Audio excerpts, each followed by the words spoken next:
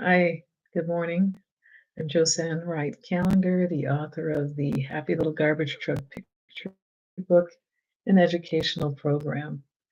I'm doing this YouTube later than usual, so I know that the speed of my Wi-Fi is probably a little slower, but I wanted to just do a quick hello and catch up because these last few weeks have been super busy with my work with three different schools and different resource teachers in each school from elementary to high school.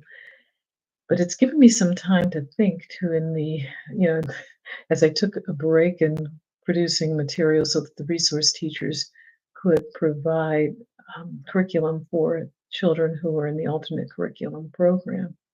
Um, I've been thinking about this for a while, and I said, I'm going to launch this new series in June. But I said, oh, let's do like a preview of the launch today.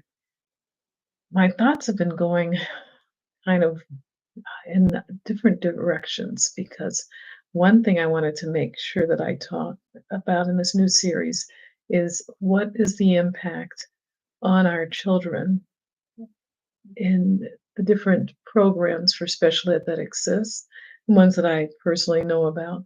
And then, two, what can we do as educators and parents to provide a better future for our students and our children when they are out of school and living a life that is independent of BIIs and rules of the school and how can they navigate this world more independently, which is the theme of what my next series is. And I thought that I just kind of put that out to you today because it's been on my mind for quite a while. I had one student, as you know, I talked a lot about Reese, who I had in kindergarten and who's now a young adult. And in talking with his mother at different times, I can kind of follow the flow of how his program and the school, the elementary school, really helped him with his high school program. And now he's looking at college classes.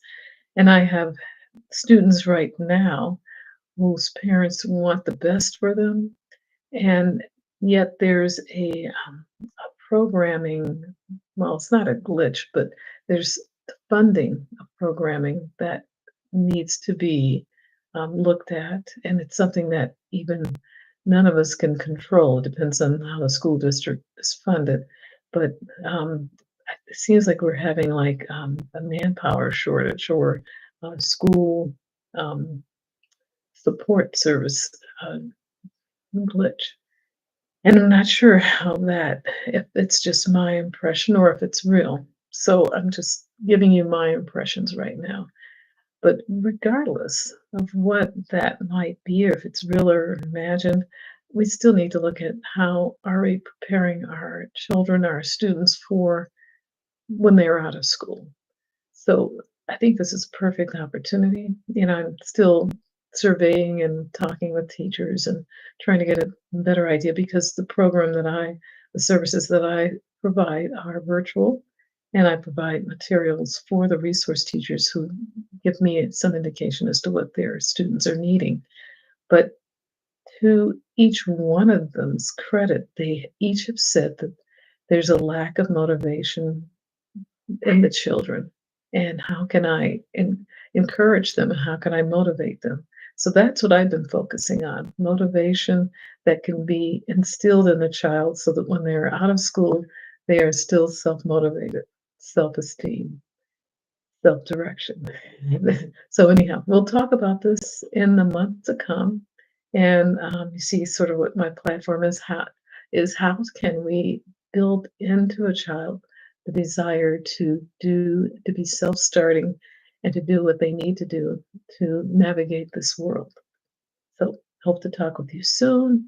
Thank you for hanging in there in my absence. But I've been thinking, and I'm going to try to pull together some statistics and some research backing of some of my thoughts and suggestions. I don't want to just give a problem and say, hey, this is our problem. But it's a challenge that we're going to review and go through together. So, okay, take care, and I hope you have a wonderful weekend, and God bless you all. Okay, bye bye.